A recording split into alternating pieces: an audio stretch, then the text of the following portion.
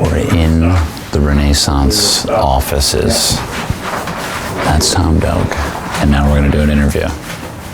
Golf geeks freak out.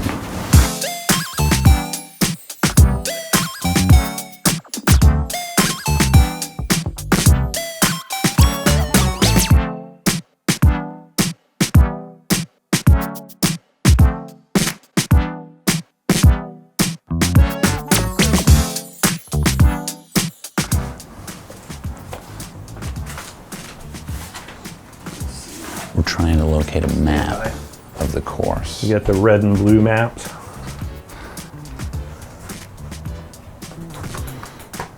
Wow. Montclair? Yeah, Montclair. Brian Schneider, one of my associates, is doing consulting work there. How many golf courses have you designed? Original golf courses from scratch, like 35. Really? 30 or 35. And then there's a handful more that are basically total redesigns. Right. So I would count those as my designs. Right. You know, if I'm changing the routing around.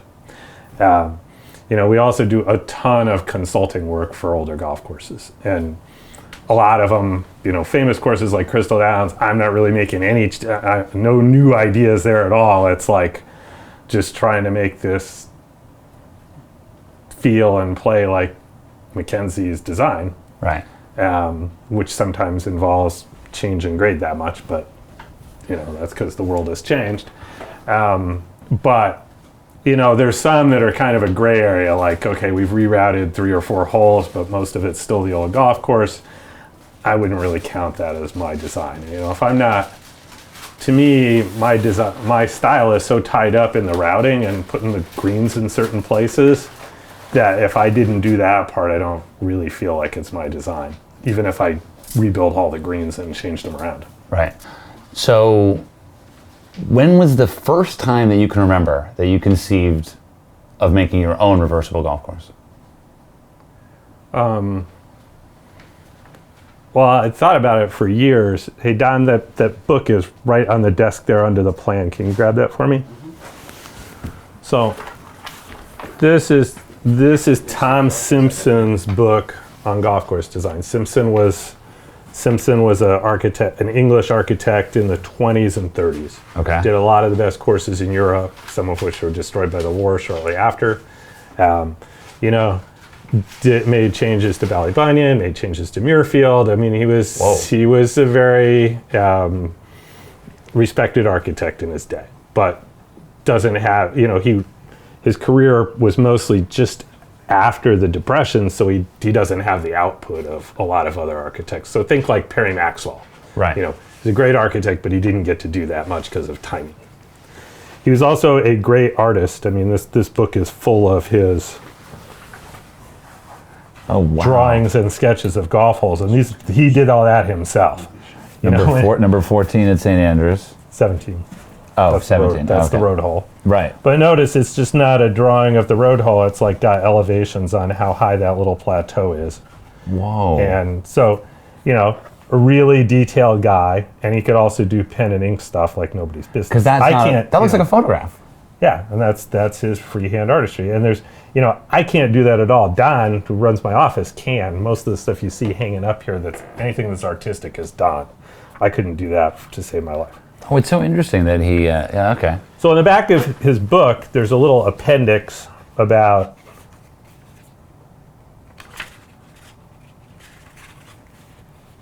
the reversible golf course. And this is 100 years old. Yeah, this was published, 90. This was published in 1929. He does about 6 pages on a reversible golf course, starting with the fact that the old course in North Berwick and a bunch of old courses were played backwards sometimes. He says to what they call rest the golf course. On the links courses in the winter, divots don't heal. There's 4 or 5 months where the grass isn't growing. So if there's a lot of play, the landing areas just get really divoted up. And that's a problem at Bandon. That's a problem at any fescue golf course that you're playing in the winter months at all. One of the things they did to combat that is turn around and play the golf course backwards, because then the places that would get divoted up were not the main landing areas, so so it wouldn't be a problem all next summer. They kind of tear up different spots instead of like handing everybody an AstroTurf mat and making them hit off that, which a few of the links courses were doing for a while. I don't know if that's still a thing there. Yeah, well, they did it at Port Rush. They did it at the old course a couple times in the winter. Yeah, I mean, for a while there, you had to play off mats for like 4 months in the winter on most of the famous links courses. Nobody really likes doing that. No. So this was another option. Play the golf course backwards. You won't take divots out of the prime turf. So anyway, in addition to his little description of why you would do that, he did this diagram of 3 reversible golf holes, which totally explains the idea that, one day you're playing this hole as a long par 4, you go back here and you play a par 3 to this green over a little cross bunker, then you back off this tee. This little fairway doesn't mean anything. You're driving it to there. There's a cross bunker. You're playing up, and it's a short par 5, and the green's kind of on that angle. And there's only 4 greens. Yes. And then the next day, or the same day, you're teeing up here, playing down this fairway short of the cross bunker. You've got a safe fairway out to the right if you can't go straight for the green. Now you're playing into this green as a par 3 backwards. And then this hole, you have to carry this little thing that wasn't a factor at all off the tee to get home. Simpson, in addition to doing a few famous courses like Morfontaine, he did a lot of, not a lot, but maybe 6 or 8 private courses for wealthy guys, like the Rothschild family. He did a couple of courses for. And they only wanted 3 or 6 holes. And that would get pretty boring, just playing the same 3 holes over and over again. That's really what he did this for, not to do an 18-hole course. Just if you had a shorter thing, give it more variety that way, so you wouldn't get tired of playing it real fast. Right. But I saw that, I think I read this book when I was 16 or 17 or something like that, and I always had that in the back of my mind ever since. You could really do that somewhere. I never really thought I'd find somebody to let me do it for 18 holes. But, I told the guys that worked for me about it like 15 or 20 years ago, that I'd love to do that someday if we found the right place. And when we were doing the Rawls course for Texas Tech University, the donor was an engineer guy, and it was a dead flat site. It had nothing going on, so we could create something like this if we wanted to. So I did pitch it to him. I did 2 plans, and one of them was a reversible plan, and I pitched it to him. And he was concerned about it visually, that it wouldn't be attractive enough. And that's it. He was right, that you can't worry so much about making it attractive if you're playing from both ways. Anything you do to make a bunker prettier and more visible this way means you can't see it as well from the other way.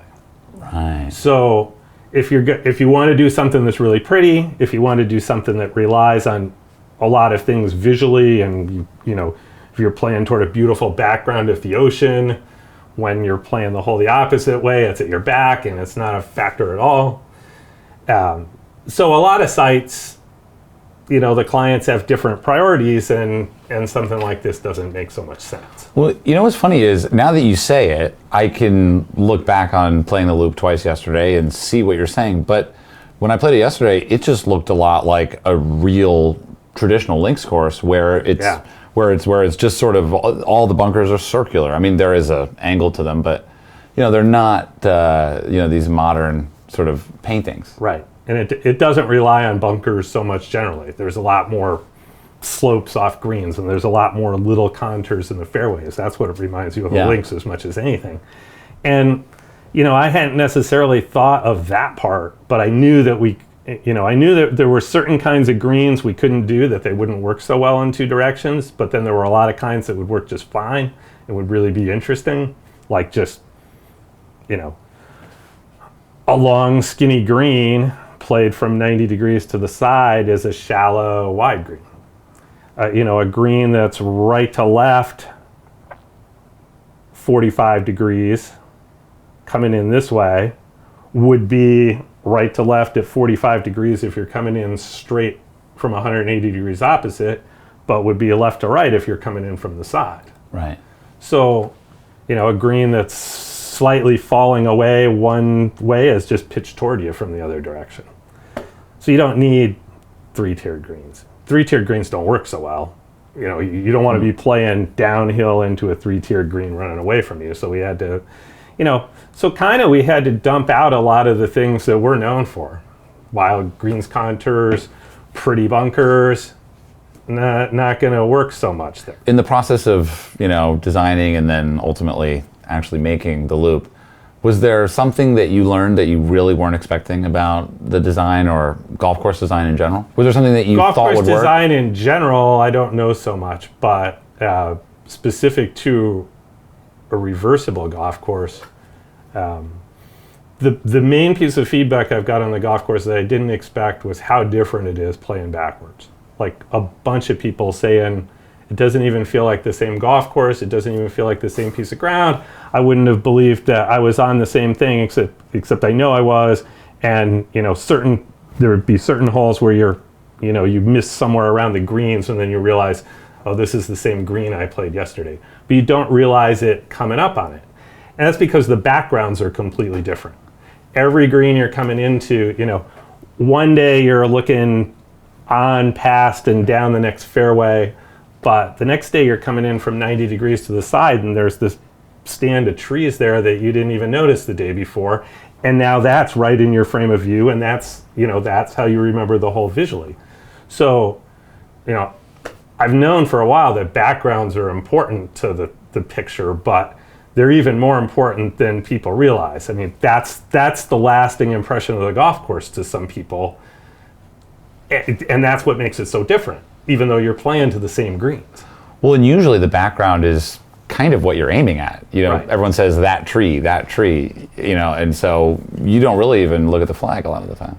Right. I mean, we do, when I worked for Pete Dye, he wanted to take out, if there was a tree that people would aim at, he would knock it down. He did not want to give you things to aim at and make it easier for you. Really?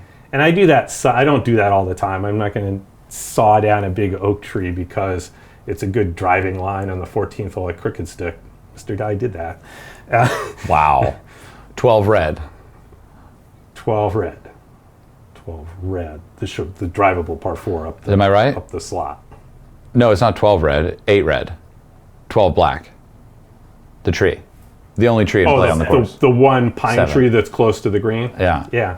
It's funny, that one, well, the superintendent who came on the job thought for sure I was going to take that tree out. and I said, no, I'm leaving that one. And he's like, really? It's so close to the line of play. And I'm like, yeah, but it's only every other day. The one day you don't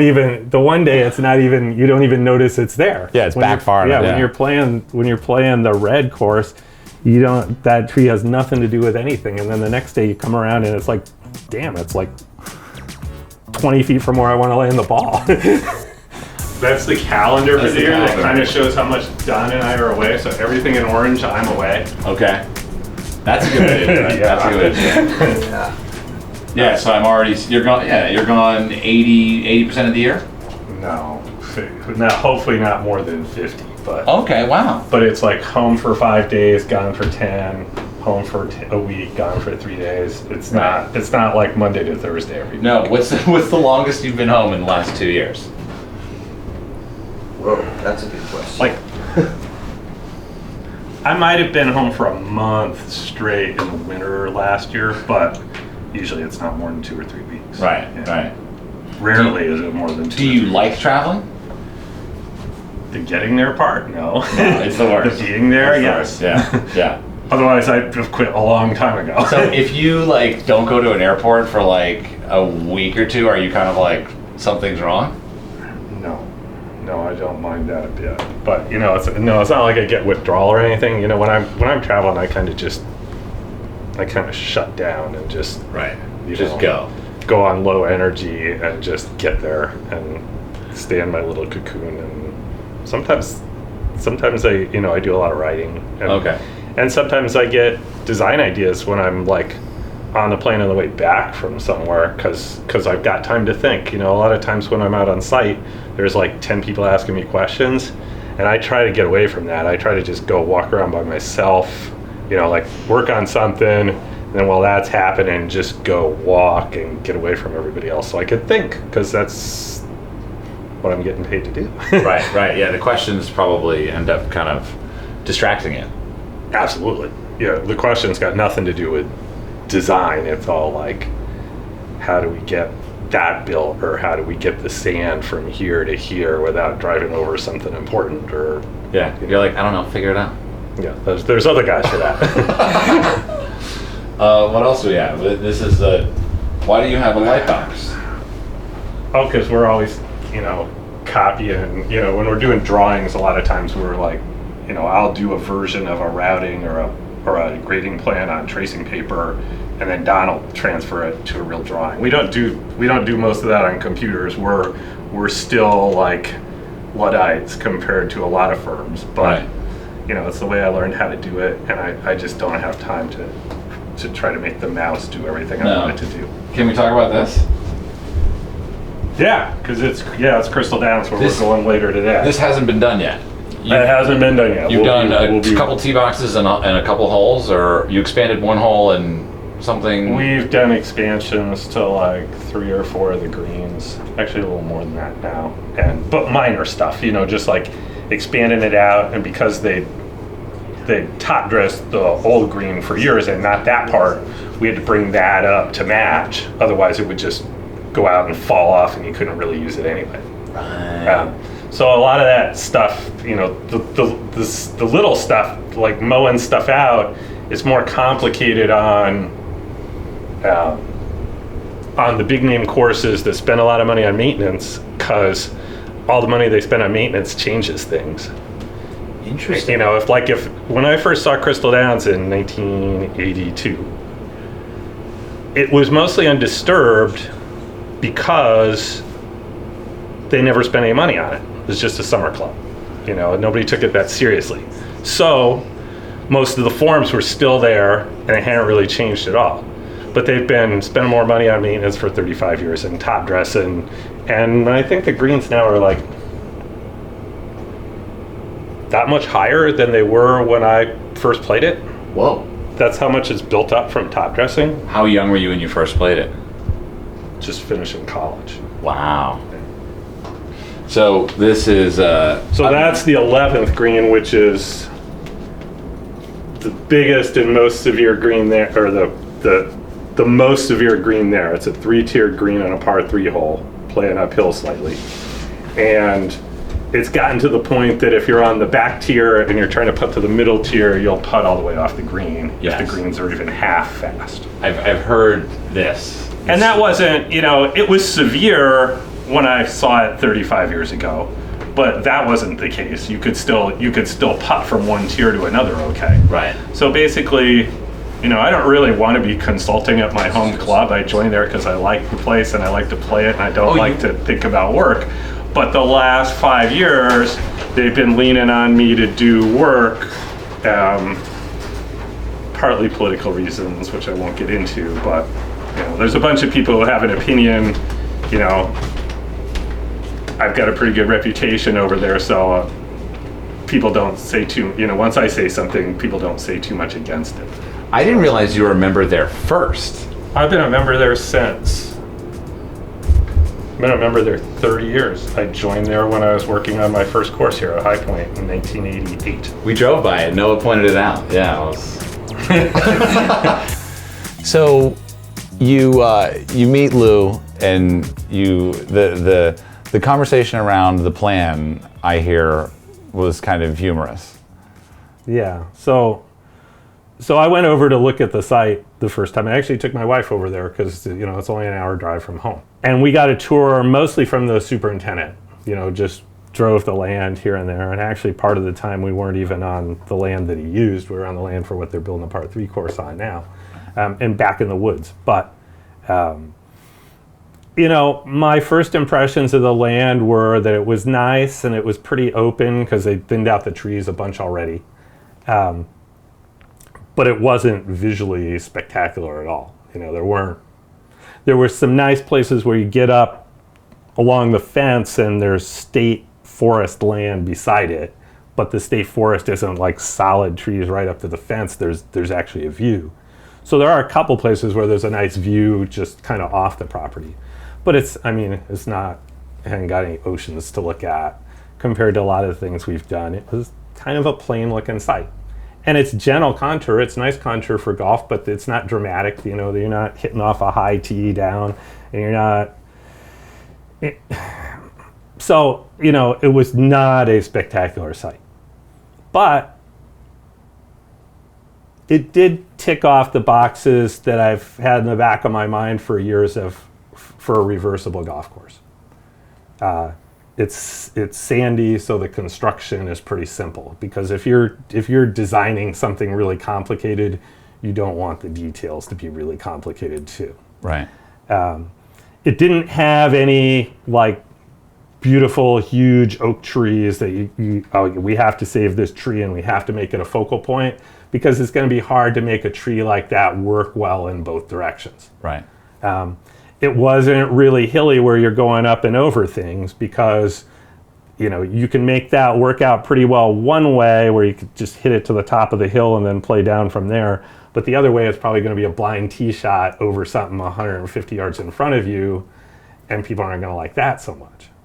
So it didn't have any of the things that I would go, no, not good for a reversible golf course. So, so then I go in and meet Lou and I ask him, well, what do you want? And he said, well, we haven't, I just bought this existing golf course and everybody loves the golf course, but we're just a stopover for people on their way north to play other golf courses. Nobody stays here. They didn't have, he didn't have lodging on site at that point. He bought a golf course, a big clubhouse, and a bunch of land. And they were losing money like crazy in the clubhouse because people wouldn't even stay for a drink. They just play, get in the car, and go to Gaylord or come to Traverse City. So he said the number one thing is, I want to build a second course so people will stay here and play the next day. And then I'm gonna build rooms to go with it. But we need to get them to stay on site, because then we can make money off food and beverage, and we know how many people are going to be counting on it. Right. You're not going to drive 20 minutes into town from there. You're just going to stay there. That's when you can make money off food and beverage in the golf business. Right. So, I heard that and thought, yeah, that's perfect for a reversible golf course. The whole idea is to make people stay and want to play the next day the other way around. Right. I didn't say that, but that's what I thought. And then then the other thing he said is he wanted something that was going to wow people. And I was like, this is the right guy for this, because the piece of land is not going to wow people. You can't use scenery. The concept has to wow people. Right. And this concept, if we can pull it off, this will wow people. So I didn't say anything to him about designing a reversible golf course. That day, you just left it. No, I did not, because Lou, he wasn't really in the golf business before. Right. He bought a golf course in a distress sale, kind of, because he thought he could make money off it. But he hasn't been around the golf business for years and listened to all the conventional wisdom of what you can do and what you can't do. I know most clients, I would never have tried to sell this concept because it's too far out there. And the first question some of them would ask me would be, well, what would the raters think? Right. Who knows? They don't even know whether to rate it as one golf course or two. They don't. They don't really know what to do with it. And for a lot of clients, unfortunately, that would be a big negative. But I thought, Lou, he's not in the golf business the same way. That's probably not the most important thing to him. To him, it's more about, are people going to talk about it? Are people going to want to come here because of it? Which isn't all about the rankings. The rankings are kind of a proxy for that now. Right. But it's not just about that. If people want to go to a place because of whatever outside factors, they're going to go, and that's worth money to an owner, whether or not the golf course gets ranked highly. Some of the best holes it's the same green complex played from two different ways, and they're two totally different holes, but they've also got a cool green, so they're both cool holes. Yeah. Or it's the same fairway and the same movement in the ground that you really like, and that works backwards and forwards, even though you're playing to a different green. So those are the ones that stand out for people. But if they play both, it's actually really hard for people to remember what hole was what, or even, the hole that you really liked, was that the red course or the black course? It's hard to remember after playing it once or twice. So Lou signs off. I guess the question I have on I wanted to show you the map. I was going to show you the map because Lou will probably tell this story differently. Okay. I've heard him tell it different. But, I went over there with... Not that one.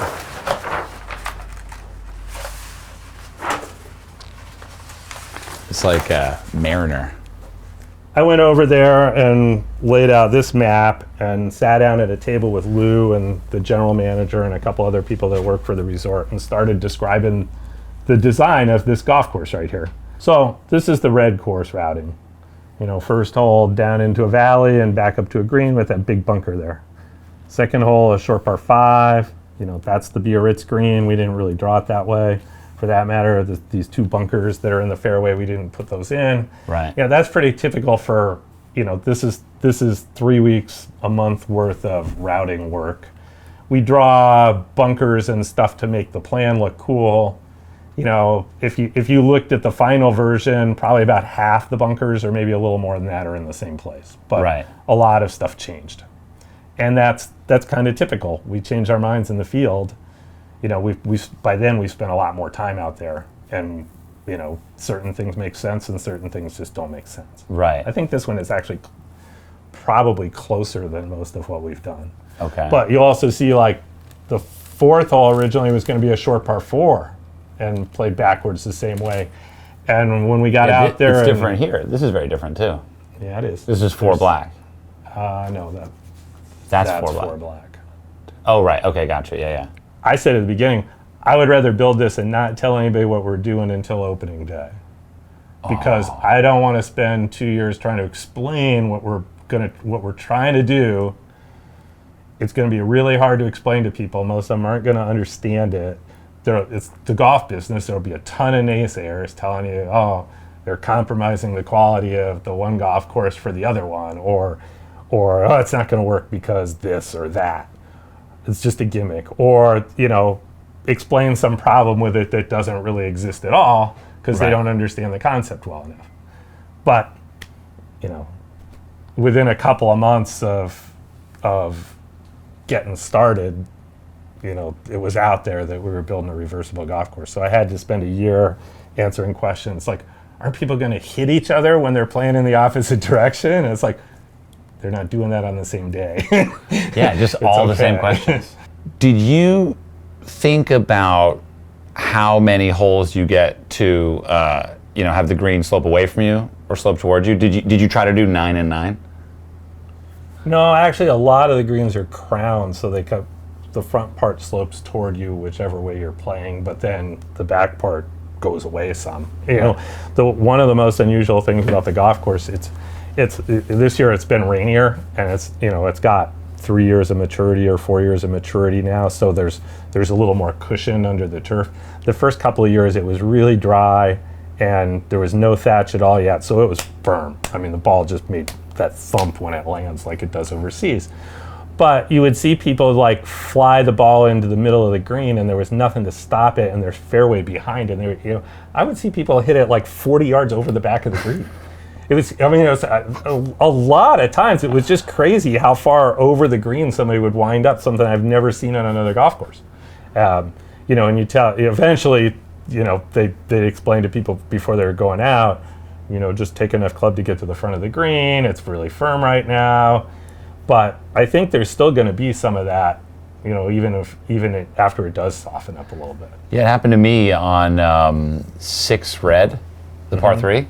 Yeah, the little par 3 with Yeah, I hit 2 balls. I hit one from this higher tee that's not used often, Right. and one from the lower tee. The higher tee, I aimed at the front edge, and I landed on the front edge, and it stayed. And on the next ball I played from the lower tee, I hit it pin high, and I was like 50, like I was like... You're back by that bunker back in there. Exactly, yeah. I didn't go in the bunker, but I was kind of like, whoa. I mean, what do you say as far as... Like, I was definitely skeptical, and I know you, and I respect you and all of your work, and I'm always entertained and surprised and satisfied. But I was even skeptical. I was like, what am I going to find here? The word gimmick crossed my head, and I felt bad. Well, we were ready for that, and we were ready for, not everybody's a fan of mine, so we knew we were sticking our neck out pretty far, and there were going to be a lot of people lined up to not like it if it didn't turn out really good. What is your success evaluation on the loop?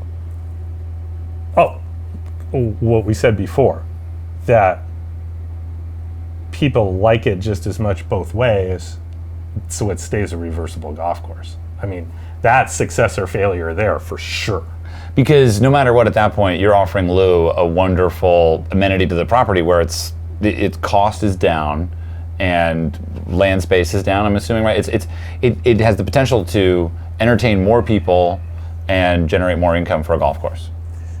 No, I mean, at the end of the day, a lot of the fundamentals are still the same. I mean, you can only play it one direction on any day, so it's got the same capacity as their other golf course. They can play 200 rounds a day or whatever. You're going to do the same number of rounds on it. It's actually slightly more expensive to maintain because you've got fairway from tee to green and right on through. There's more fairway there. You don't think about it, you wouldn't do it practically, but you could putt from the first tee to the third green. There's fairway the whole way. There's only like 4 or 5 places on the whole golf course that is interrupted and you couldn't just hit along the ground. Right. The short par 3 on black. But what it does do that I hadn't even really thought, what it does do is it gives them 3 courses for people to play instead of 2. So they want to stay longer. Stay longer, right. And as one of my friends, the manager at Riviera is a friend of mine, and he came up when we had our golf tournament there a couple of years ago. He said, "You realize what you did?" And I said, "I might not be thinking what you're thinking." He said, "You only really have to find half as many customers who like this, because they're all going to stay and play it the next day too." True. That's I mean, the hardest thing to do in the golf business now is get anybody to stay somewhere. Really? Yeah, I mean, all the raiders, they want to see 12 golf courses in 10 days. That's the way most golf tourism is marketed now. You can't even, a golf destination is not a golf destination anymore unless it has at least 2 or 3 golf courses to go play. Just one great golf course, people aren't going. Or people aren't going there near as much as they're going to Bandon Dunes that has 4. Right. And part of that's just the skeptical thing you're talking about. Well, I've heard about it in the press, but there's always some hype attached to that. I might not like it as much as I think, and if it's only one course and I go there and it's hyped, then I just wasted a lot of money to get there. If there's 3 golf courses or 4, then you're like, well, surely I'm gonna like one of them. I might not like all of them, but surely they're just not hyping up the whole thing and none of it's really that good. Right. So, getting people to stay and play the golf course again, even though it's backwards, ideally you get them to stay for longer than that. I think a lot of people that come and play this thing after the second round, they're kind of like their head's spinning and they can't remember what the hole was like the other way. And they really want to go play it, they really want to go play it the first way again right away. If they could go out, the one thing that you can't do, that they do like one day a month sometimes, is let people play 18 holes, have lunch, and then play the opposite direction. That's awesome. When I was given tours of it before it was open, the coolest thing was just, okay, let's play the first 3 holes, now let's play them backwards. So you see it right away. That you can't do that when it's fully open and you got people behind you. Right. But that's the only time at which you go, at which you see it right away, how this whole works and how different it is the other way around. Right. Cool thing about that is there's a little mystery to it. You can't just go play it forwards and backwards right after each other. You kind of have to wait. Right. I was blown away by how much it, more than any golf course I've ever played, how much it made me think, and how much, you know, it was very puzzling in a way, like almost trying to like find the things that you had hidden. Right. And Rob actually said to me, we were on the third hole, and he said, I mean, I was already having enough of a managing just like the understanding of the entire project and everything like that. And so the playing of the course was, you know, I was totally in it. And Rob said, yeah, I'm surprised you haven't turned around on the third hole. And I was like, huh? And I was like, oh, right. And I was embarrassed actually that I had been thinking so much about the course in my head and trying to see things just the way they were, right, that I wasn't thinking ahead to the way they will be. It was, and then I had the same point where I was on the fifth of black, and I didn't realize that I was at right by the green of your favorite hole. Mm-hmm. And I was like, totally, it's like, didn't realize I was there. And on a normal routing, you would totally be like, oh yeah, I know where I am. Right. One of my funny moments on it, Larry Lambrick, the golf photographer, is taking pictures of a lot of my work. So, and all those guys, you know, they shoot when the light's really good in the morning, in the evening, and in between they go play golf or something because they got nothing to do until the light gets good. So he was over there for a couple days, and the second day I went over and had lunch with him and played before he went back out and shot it again. And we were playing. It was set up for the black course, so we were playing the black course, and we got to the 8th hole, that little par 3, which is one of my favorite holes, and he started laughing, and I'm like, what? He said, I missed this hole. I didn't even realize this was a hole going the other direction in 2 days of being here. Right, well, this is the one that stands out because the tee box, you feel like the tee box is over here. Yes. As you walk. You have the tee box is really removed from the green, and that works both when you're playing 12 red as a short par 4 or when you're playing to this green here. But as opposed to the other par 3s where you're playing back over the same fairway, or even, you know, when you're playing that little 6th hole on red that you were talking about earlier, the 13th hole is playing back and much further up the hill past it, but you at least kind of have a sense of where the other par 3 is. Yeah. But when you're on 11 red, you don't look over there and think there's another hole over there at all. And, you know, you think the tee's probably up here somewhere to play to this green. Right. Well, what struck me about this spot is that we were here for a while, actually. And what struck me about the 8th tee on black was that it was, I believe, the only point on the course where you share a tee box in both courses. It might be. You know, one of the things I learned about doing a reversible course is when I started, I thought, well, I want to use all the same tees. Whoa. I want to use the same, you know, St. Andrews, you basically use the same tees if you're playing backwards. You know, you step over to the side after you play the second hole and keep going for the third.